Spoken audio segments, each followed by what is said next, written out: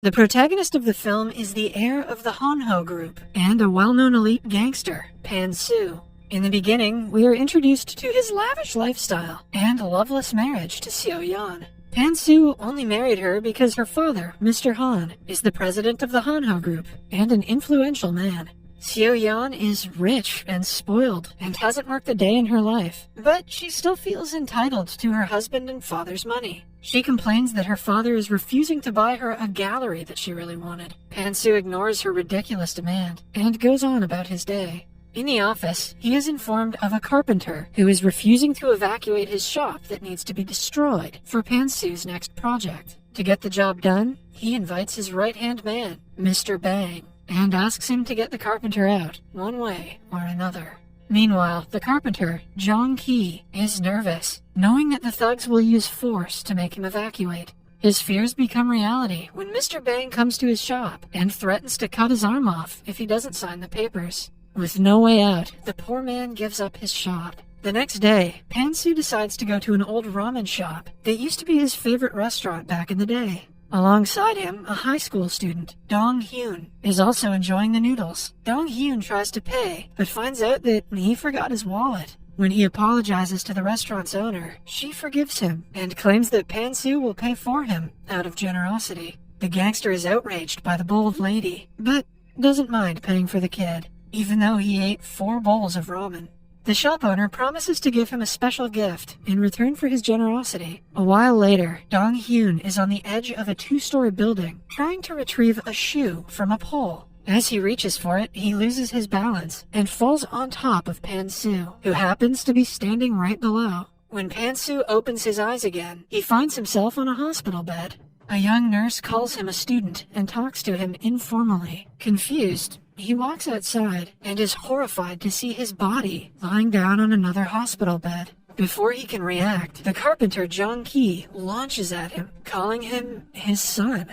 A confused Pan-soo looks into the mirror to finally realize that he has swapped bodies with the shy kid from earlier. It's Freaky Friday for gangsters. Coincidentally, Jong Ki, who he threatened to kill the previous day, is Dong-hyun's father. When Pan-soo acts differently than his normal self and refuses to recognize his father, the doctor declares that he has something called retrograde amnesia. Pan-soo then recollects what the restaurant owner told him earlier and runs to meet her again. However, by then, the restaurant is being closed and the woman is nowhere to be found. In the following scene, we are introduced to Pan-soo's business rival, Mr. Yang. Yang hears the news about him being in a coma. He is over the moon and plans to take advantage of the situation to kill Pan-soo.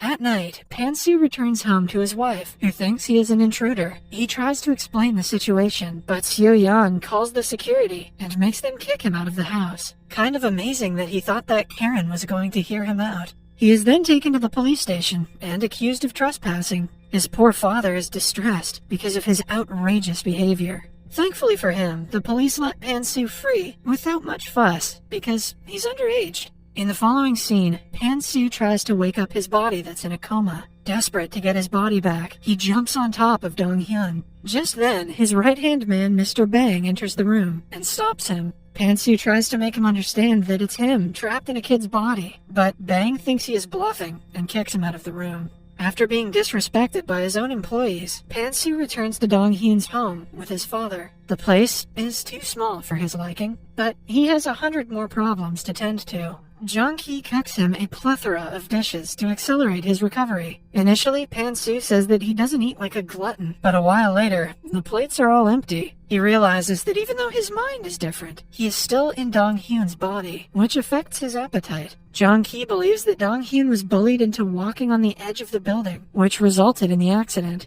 The next day, he goes to meet his school principal. When asked about the bullying, the principal claims that nothing of such sort happens in their school. Pan-soo sees through his lies and is determined to find out what exactly caused the accident. As soon as he enters the classroom, a group of boys make fun of him and flip him off. Pan-soo instantly registers that Dong-hyun was an introvert who is made fun of all the time. He should get Mr. Bang to cut those dicks' arms off. During the lunch break, a girl named Hyun-jung is also being bullied by popular kids. They mix her food with a cold drink and make her eat it. Eventually, they dump the entire plate of food on her. Pan-soo calls them out for it, angering the leader of the bullies, Tae-wook.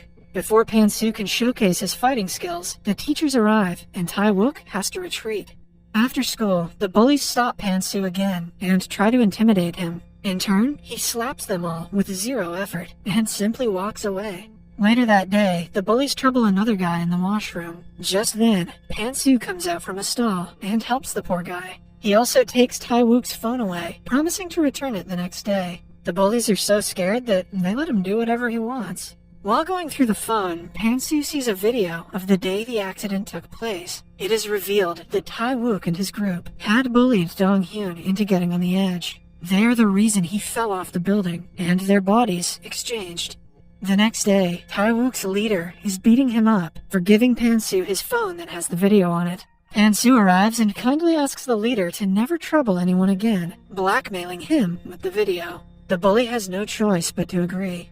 Somewhere else, Pan-soo's wife, Seo-yeon, takes advantage of her husband's comatose state and starts dating younger men. Pan-soo's rival, Mr. Yang, gets a hint of this and blackmails her into joining hands with him. The two together plan Pan-soo's downfall. That night, Pan-soo goes to the hospital and meets Mr. Bang. He tells Bang everything about his past and proves his identity. The following day, Hyun-jung bumps into him and drops her stuffed toy. He follows her to return it and happens to meet her mother, Mi-sun. To Pan-soo's utter shock, Mi-sun is his first love, who he left to marry his current wife. He calls her by her first name, which surprises Mi-sun. After Pan-soo runs away, he remembers how he and Mi-sun used to spend their days together when they were young. When he meets Hyun-jung the next time, he takes some of her hair to use for a parental DNA test. The results come out, and Pan-soo finds out that Hyun-jung is actually his daughter.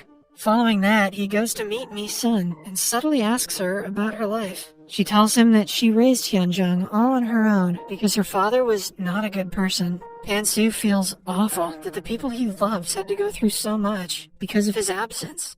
Somewhere else, his current wife, Seo-yeon, goes to her father with fake reports of Pan-soo misusing the company's money. In reality, she was told to do so by Pan-soo's rival, Mr. Yang. Her father believes her and starts to consider removing Pan-soo from the company once he gets out of the coma. Somewhere else, Pan-soo goes to a gym to lose weight and to get closer to his daughter, who is learning self-defense in the same institution. I don't like the way this is going. Initially, she is skeptical and is about to leave, but Mr. Bang pretends to be the instructor and convinces her to stay. Starting that day, the father and daughter train together and begin getting along well. Eventually, Pan-soo loses weight and gets fit. The girls in the school, including the bullies, are surprised by his new persona.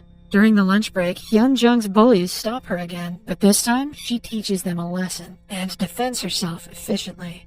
The other students are stunned to witness her newfound confidence.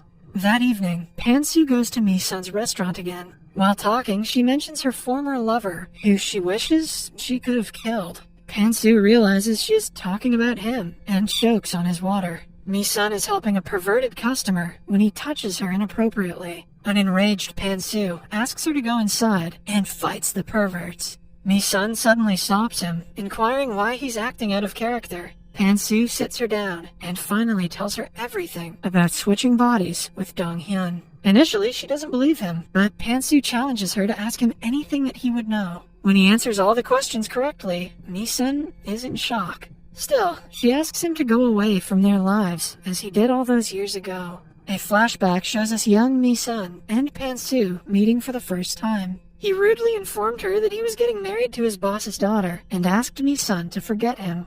The following day, a popular guy from the school named Min-ho invites Hyun-jung to his birthday party. Hyun-jung, who has never been called to a party, excitedly agrees to come, unaware of Min-ho's actual intentions. After that, Pan-soo and Mi-sun meet at a restaurant where she bluntly tells him that she doesn't want him in their lives. He tries to win her over and kisses her in front of everyone. The people around them are shocked because, to them, Pan-soo is half of Mi-sun's age. She pushes him away and slaps him in the face. Still, Pan-soo doesn't stop and follows her outside. Suddenly, he gets a call from his friend, who informs him about the bullies' plan to trouble Hyun-jung at the party. Pan-soo quickly rushes to the party and arrives there to see Min-ho pouring a bowl of alcohol on Hyun-jung. Angered to see his daughter crying, he fights all of the guys who are surrounding her. The girls who witness the fight fall head over heels for him. Hyun-jung also takes a stand against Min-ho and kicks him into the pool. After that, the father and daughter leave. The following day, Mr. Bang informs Pan-soo that his wife is conspiring to remove him from Han-ho's list of potential heirs. Pan-soo writes a letter to his father-in-law, Mr. Han, and asks Mr. Bang to deliver it to him.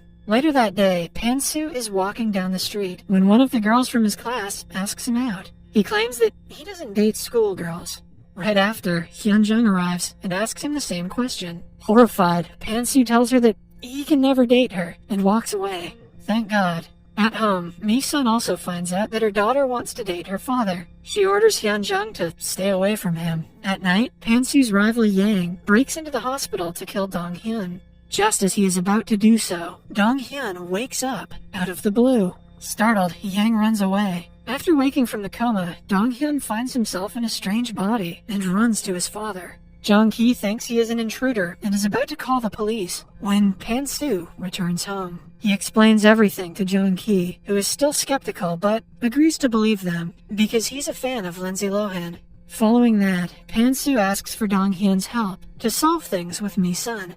The two go to her restaurant and pretend to have returned to their own bodies. As Dong-hyun apologizes to her as Pan-soo, Yang and his men come to the restaurant. He had followed Dong-hyun from the hospital and is here to kill him once and for all. Dong-hyun cries, begging them for his life, surprising Yang and his group. Pan-soo sends Mi-sun and Dong-hyun to another room and himself fights the thugs. But this time, they have come prepared for his attacks. Suddenly, Mi-sun comes out and opens a gas cylinder, threatening to blow up the entire place. Yang and his men have no choice but to run away. Due to the chaos, Mi-sun finds out that the guys were lying earlier. Still, she talks to Dong-hyun as Pan-soo and tells him about the hardships she faced because of his absence. The two hug in the end. Somewhere else, Mr. Han has found out that his daughter lied to get her husband in trouble and hide the fact that she has an extramarital affair. Han disowns her and refuses to give her an inheritance. He also asks Pan-soo to meet him instantly. Since Pan-soo cannot go in front of them himself, Dong-hyun goes in his place with a microchip in his ears. The chip works fine for a few minutes, but when Han asks him about his second family, it turns off. With no one to communicate to, Dong-hyun is alone to make Pan-soo's decisions for him. He says that after returning from the hospital, he realized that family is the most important thing in the world. Hence, he is removing himself from the Han-ho group to be with his family. Han respects his decision and lets him go. When Dong-hyun returns to the car, Pan-soo hugs him, thanking him for doing the right thing. But their happiness doesn't last long when an enraged Seo-yeon hits them with her car. Pan-soo is severely injured and has to be taken to the hospital. As he is talking to his family on his deathbed, Dong-hyun falls unconscious. In the following scene, Pan-soo is in an operation theater. His surgeon is the same woman who caused the body swap initially. She asks him if he liked the gift and changes him back to normal. 6 months later, Dong-hyun, in his own body, returns to school. Everyone respects him and is nice to him. He and Hyun-jung have started dating. Wow, I've never seen a dad wingman that hard. Meanwhile, Pan-soo has bought a better place for Mi-sun to run her restaurant. All of them, including Jong-ki and Mr. Bang, work for her as employees.